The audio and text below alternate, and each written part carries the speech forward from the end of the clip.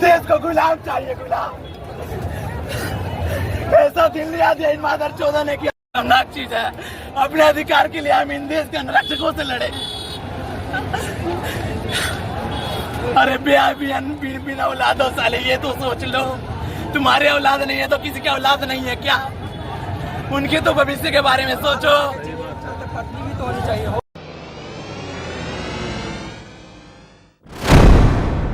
आदाब, मैं हूं मुमताज आलम रिजवी और मैं इस वक्त बात करूंगा जंतर मंतर की। और जंतर मंतर पे जो छात्र आंदोलित हैं, जिस तरह के एहतजाजी मुजाहरे हो रहे हैं, उसका जिक्र बहुत जरूरी है। और ये अब पूरे मुल्क में फैल गया है, क्योंकि राजस्थान, उत्तर प्रदेश, बिहार, महाराष्ट्र, ये तमाम ऐसे शहर हैं, मध्य प्रदेश, जहां जगह जगह अब छात्र सड़कों पे आ गए हैं, नौजवान सड़कों पे आ गए हैं।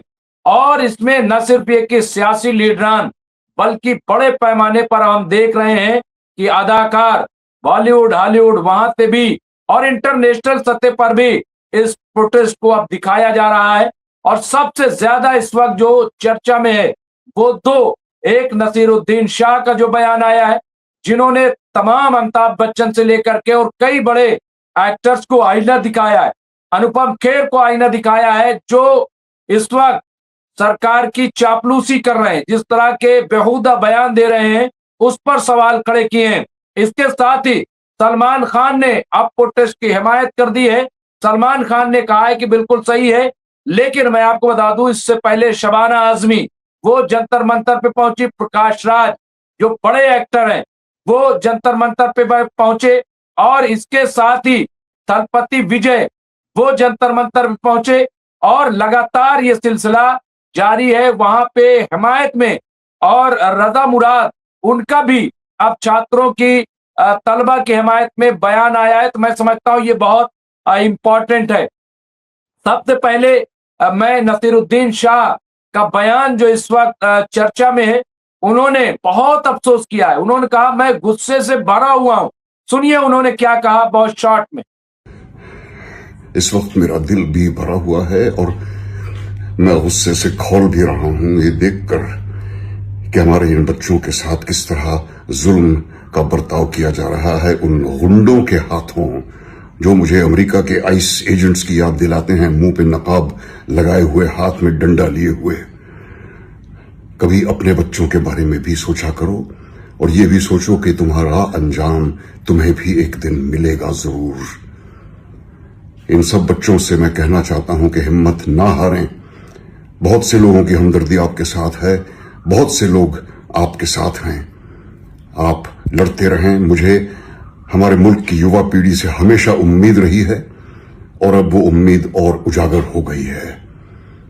आप लोग अपनी लड़ाई लड़ते रहें, हम सब आपके साथ हैं।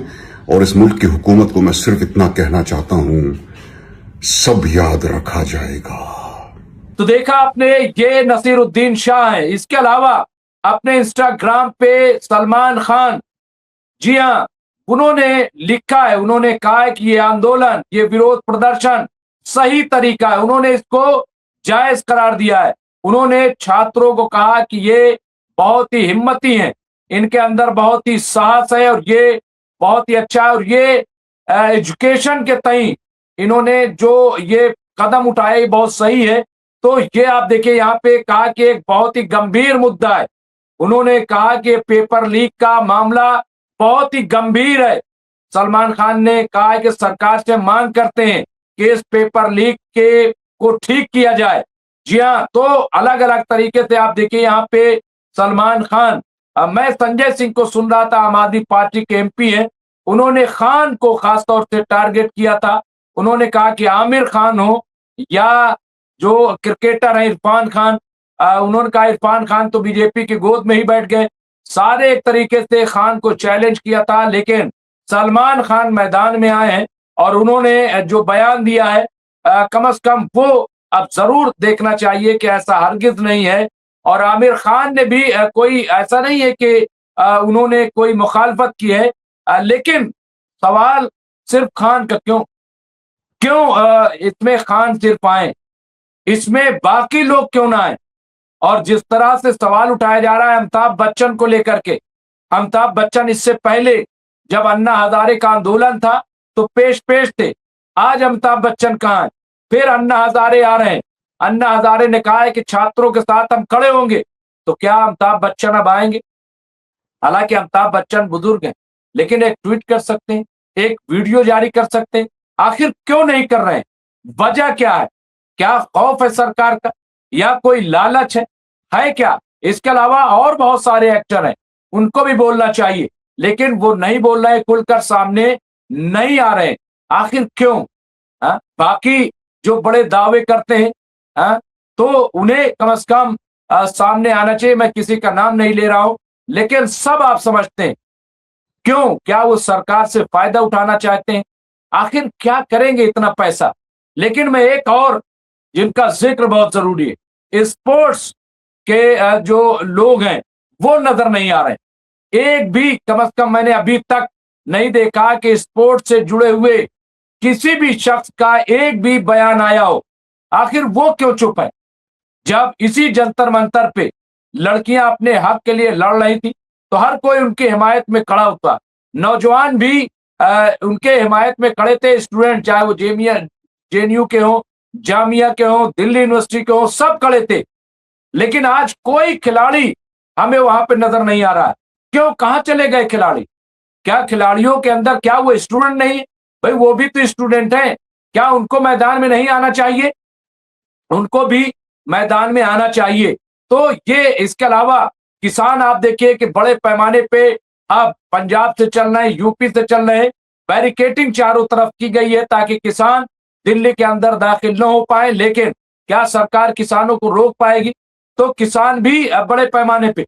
एक और बड़ी अच्छी चीज जो दिखाई दे रही है वो ये है कि आप देखिए कि जिस तरह से प्रोटेस्टर की हिमायत में खामोशी से लोग आ रहे हैं, यानी स्विगी से, जोमेटो से और तमाम जो बड़ी बड़ी कंपनियां, उनसे इतना खाना वहां पे भेजा जा रहा है, इतना डिस्ट्रीब्यूट किया जाता है। अच्छा, नाम कोई नहीं बता रहा है। स्विगी के आते हैं जो कारकुन है और वो दे के चले जाते हैं। किसने भेजा कुछ पता नहीं है, किसके लिए भेजा कुछ पता नहीं, कहा कि ले जाओ और जो मिले उसे बांट दो। और इस तरह से हम देख रहे हैं कि खाना इस तरह से जंतर मंतर पे पहुंच रहा है, पानी वहां पे पहुंच रहा है। और सबसे बड़ी बात मैं देख रहा हूं वहां पे कि वहां पे माँ बाप अपने बच्चों के साथ आए, छोटे छोटे बच्चे भी, यहाँ पे 14-15 साल के बच्चे, एक कौशाम्बी इलाहाबाद का नौजवान 13-14 साल का, वो जंतर मंतर में पहुंच गया इस तरह से। और महाराष्ट्र से चल करके आए, नागपुर से आए, तो पूरे हिंदुस्तान से अब वहां पे कुली भी जा रहे हैं, वहां पे मजदूर भी अब धीरे धीरे पहुंच रहे हैं। तो ये आप देख सकते हैं। हालांकि वहां जिस तरह से टेरराइज किया गया, जिस तरह से बच्चों को मारा गया, कल फिर आंसू गैस के गोले छोड़े गए, फिर वहां पे पथराव जैसी स्थिति बनाई गई, लेकिन नौजवानों ने कंट्रोल किया अपने आप को। और एक खास बात मैं आपको ये बताऊं, ठीक है, ये कॉकरोच जनता पार्टी के जरिए ये मूवमेंट को खड़ा किया गया, धरना प्रदर्शन, सोनम वांगचुक जो है वो धरना दिया, लेकिन इसमें सभी पार्टियां साथ आ गई हैं। सभी पार्टियां, चाहे वो कांग्रेस हो, बीएसपी हो, बीएसपी के नौजवान वहां पे पहुंचे हुए हैं जो खाने पानी का इंतजाम कर रहे हैं, लोगों में डिस्ट्रीब्यूट कर रहे हैं। इसी तरीके से समाजवादी पार्टी हो या और तमाम पार्टियां, वो भी पूरी शिद्दत से इसमें शामिल हो गई, क्योंकि ये एजुकेशन का इशू है, ये नौजवानों का इशू है, ये देश के भविष्य का मसला है। तो अगर सब साथ खड़े, और यही एकजुटता बाकी रहने चाहिए। मैं अभी कल देख रहा था कि समाजवादी और कांग्रेस में थोड़ी सी अनबन सी हो रही है। बिल्कुल नहीं होना चाहिए ये, बिल्कुल। और कोशिश की जाएगी। और इसी तरीके से आम आदमी पार्टी और कांग्रेस में एक दूसरे पे कीचड़ उछालने की कोशिश शुरू हो गई। बिल्कुल ये नहीं होना चाहिए। सलमान खान ने जैसा कि कहा कि इसे सियासी रंग न दिया जाए, इसे सियासी फायदा उठाने की कोशिश न की जाए। बहुत सारे इशूज हैं, आप सियासत कीजिएगा और सियासी माइलेज मिलता ही है, लेकिन उसको कहने की जरूरत नहीं, एक दूसरे पे हमला करने की जरूरत नहीं कि मैं बड़ा कि तू बड़ा। मैं वोट के लिए यहाँ पे आया हूं, मैं अपने आप को दिखाने के लिए आया हूं, मेरा झंडा सबसे ऊंचा है। ए भाई, झंडे को रख दो, झंडे की कोई जरूरत नहीं है। पुराने तरीके से मैं ये भी कहूंगा जो हमारे नौजवान साथी हैं, जज्बात में मत आइएगा। अगर जज्बात में आएंगे तो आपका मूवमेंट खराब हो जाएगा। मूवमेंट को खराब नहीं होने देना है, जज्बात में मत आइएगा। देखिए, और देखिए, पेपर लीक अगर मैं आपको बताऊं, सिर्फ यूपी का अगर बताऊं, आप हैरान रह जाएंगे। 2017 में दरोगा भर्ती 7 लाख बच्चों ने एग्जाम दिया था और पेपर रद्द कर दिया गया। 7 लाख बच्चों में दरोगा भर्ती। 2018 में 3,000 नलकूप चालकों के लिए एग्जाम कराया गया। 2 लाख बच्चे इसमें शामिल हुए, पेपर लीक हुआ, कैंसिल कर दिया गया। 2018 में ही ग्राम विकास अधिकारी के लिए परीक्षा हुई, 9 लाख बच्चों ने एग्जाम दिया, पेपर लीक कर दिया गया और एग्जाम खत्म हो गया। और देखिए, 2018 में यहाँ पे पीसीएल जेई की परीक्षा हुई, 26,000 लोगों ने शिरकत की, 226 पद थे, पेपर लीक हुआ, कैंसिल हो गया। मैं बता रहा हूं कितना बड़ा मसला है, आप इसको हल्का समझते हैं। 2018 में लोअर सबऑर्डिनेट की भर्ती 672 पद, 11 लाख नौजवानों ने एग्जाम दिया और एग्जाम जो है वो कैंसिल हो गया, पेपर लीक हो गया, ऐसा कहा गया। 2021 में यूपीएससी इसके लिए परीक्षा हुई, यूपीएसएससी इसके लिए परीक्षा हुई, 21 लाख नौजवानों ने एग्जाम दिया और बाद में पेपर लीक हुआ और परीक्षा जो है एग्जाम कैंसिल हो गया। 2021 में ही यूपी टेल जो है उसकी परीक्षा हुई, 21 लाख नौजवानों ने एग्जाम दिया, परीक्षा कैंसिल हुई क्योंकि पेपर लीक हुआ। 2022 में आप देखिएगा लाखों लाख लोग, हालांकि जंतर मंतर में इतने नौजवान नहीं पहुंचे, क्यों नहीं पहुंचे मुझे नहीं पता, लेकिन अब मैं देख रहा हूं कि कल इलाहाबाद में भी बीएसपी के नौजवानों ने वहां पे बड़े पैमाने पे प्रोटेस्ट किया है और एहतजाज किया है। वो तस्वीर मैं आपको दिखाता हूं, ये आप देख सकते हैं, ये फुटेज है। तो ये इलाहाबाद के अंदर बीएसपी के नौजवानों ने किस तरह से प्रोटेस्ट किया है, तो ये तस्वीर आप देख सकते हैं, मैं दिखा रहा हूं, ये एहतजाज वो कर रहे हैं। ये इलाहाबाद के नौजवानों की तस्वीर है, वो सड़कों पे उतरे हुए। इसके अलावा 2022 में यूपी के 12वीं के बोर्ड की परीक्षा का पेपर लीक होता है। 2022 में ही लेखपाल की परीक्षा होती है, 800 पद के लिए 2.5 लाख नौजवानों ने एग्जाम दिया, पेपर लीक हुआ और पर्चा रद्द हो गया। 2024 में पुलिस कांस्टेबल के लिए 60,000 पद के लिए 48 लाख नौजवानों ने एग्जाम दिया था। कितने पद के लिए? 60 लाख पद के लिए 48 लाख नौजवानों ने, पेपर लीक हुआ और एग्जाम रद्द हो गया। यहाँ पे देखिए, पेपर लीक, परीक्षा कैंसिल। 2024 में आरओ के लिए यहाँ पे समीक्षा परीक्षा अधिकारी की परीक्षा हुई, 441 पद के लिए 10 लाख नौजवानों ने एग्जाम दिया, पेपर लीक हुआ, परीक्षा रद्द हो गई। 2025 में यूपी हाई स्कूल में पेपर लीक हुआ। 2026 में एसएससी यहाँ पे जीडी कांस्टेबल भर्ती के लिए पेपर लीक हुआ और ये 2026 में ही आप देखिए नीट में 22 लाख नौजवानों ने हिस्सा लिया था, पेपर लीक हुआ, रद्द हुआ। और जो अभी जो नीट की परीक्षा फिर उसमें धांधली हुई, गड़बड़ी हुई है। इसी तरीके से 26 में ही लेखपाल भर्ती में पेपर लीक हुआ। तो आप देखिए ईडी टेस्ट, यहाँ पे बहुत सारी चीजें। तो ये यूपी बता रहा हूं, पूरे मुल्क में 150 से ज्यादा पेपर लीक हुए हैं और परीक्षा रद्द हो गई है। नौजवान क्या करे, कहां जाए, किससे शिकायत करे? सरकार इसको मान नहीं रही। सरकार कह रही सब कुछ ठीक है, धर्मेंद्र प्रधान का इस्तीफा नहीं। भाई क्या हो गया? फिर मैं एक चीज और कहता हूं कि आप कितने कदम पे हैं, आप कम से कम 10-20 बच्चों को बुलाइए, प्रधानमंत्री जी बात कीजिए उनसे, लेकिन आप बात करने के लिए तैयार नहीं, आप जवाब देने के लिए तैयार नहीं, आप हठधर्मी पे अड़े हुए हैं, आपको लग रहा है तानाशाही चल रही है। लेकिन मैं आपको बता रहा हूं ये बहुत ही नुकसानदेह है, ये बीजेपी के लिए, सरकार के लिए, क्योंकि ये जेपी मूवमेंट की तरह खड़ा हो रहा है, एक बड़ा आंदोलन अब पूरे देश में हम देख रहे हैं। पटना में आप देखिए, वहां पे नौजवानों पे लाठी, यूपी में वहां पे लाठी, महाराष्ट्र में लाठी, लेकिन अब नौजवानों ने चैन बनाई हुई। लेकिन फिर भी मैं कहूंगा नौजवानों से कि आप चैन बनाइए, प्रोटेस्ट कीजिए, सब कीजिए, लेकिन खुदा के लिए आप जो है गाफिल न होइएगा, अपने इर्द गिर्द जरूर देखिएगा, क्योंकि ऐसे ऐसे लोग हैं जो आपके आंदोलन को खराब करना चाहेंगे। ऐसे ऐसे लोग हैं जो आपके आंदोलन में घुस करके वहां पे अफरा तफरी मचाने की कोशिश करेंगे। ऐसे ऐसे लोग हैं जो वहां पे पथराव भी कर सकते हैं। तो आप जो है वो खबरदार रहिएगा, आप होशियार रहिएगा, और कोई भी अराजकता अगर आए तो उससे बचिएगा। अब यहाँ पे आप देखिए, मैं आपको बता रहा हूं यहाँ पे कि बातों बातों में खुराफात पे आ सकता है, बातों बातों में खुराफात पे आ सकता है। जो भी कमजोर है औकात पे आ सकता है। खुद पे काबू करो मुमताज, तकाजा यही है यही, वरना दिल तेरा भी जज्बात पे आ सकता है। तो दिल जज्बात में नहीं आना चाहिए।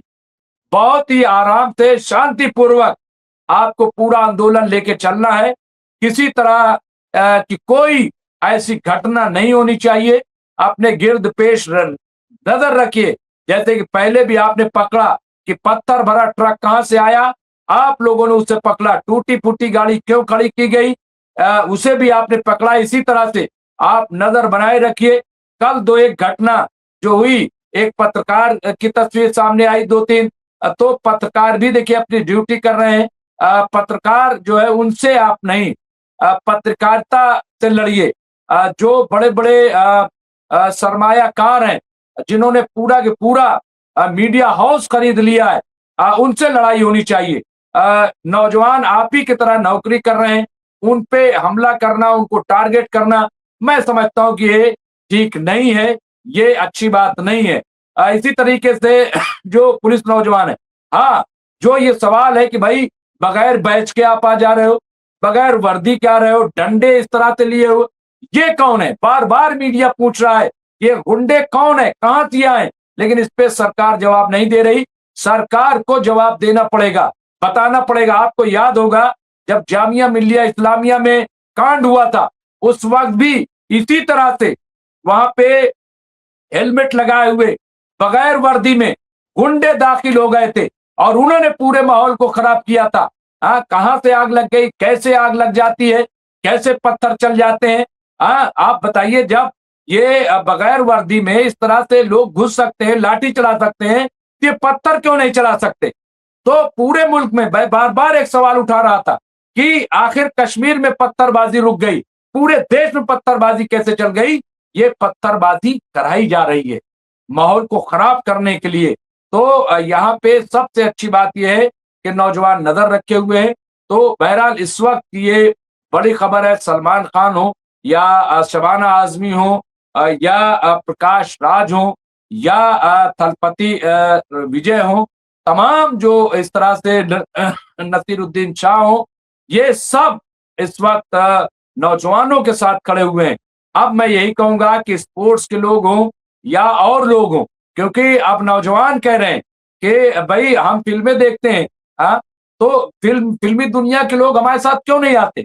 भाई वो आइडियल नौजवान उन्हें मानता है। सलमान खान की फोटो आपको हॉस्टल में मिल जाएगी, शाहरुख खान की फोटो हॉस्टल में मिल जाएगी, आमिर खान की, गोविंदा की, अमिताभ बच्चन की, इसी तरीके से और बहुत सारे एक्टर्स जो है, तो वो सब कहाँ है? सबको इस वक्त बोलने की जरूरत है ताकि सरकार पे प्रेशर बने और सरकार एक सही फैसला ले। पार्लियामेंट में भी आवाज उठ रही है। तो बहरहाल इस वक्त ये तस्वीर थी। अभी भी जंतर मंतर पे नौजवान डटे हुए हैं, जमे हुए हैं, लगातार वो प्रोटेस्ट कर रहे हैं और भीड़ रोज बरोज बढ़ती जा रही है। जो भी होगा अपडेट हम आपके अंदर पेश करेंगे। देखते रहिए एमएमसी न्यूज इंडिया। बहुत बहुत शुक्रिया।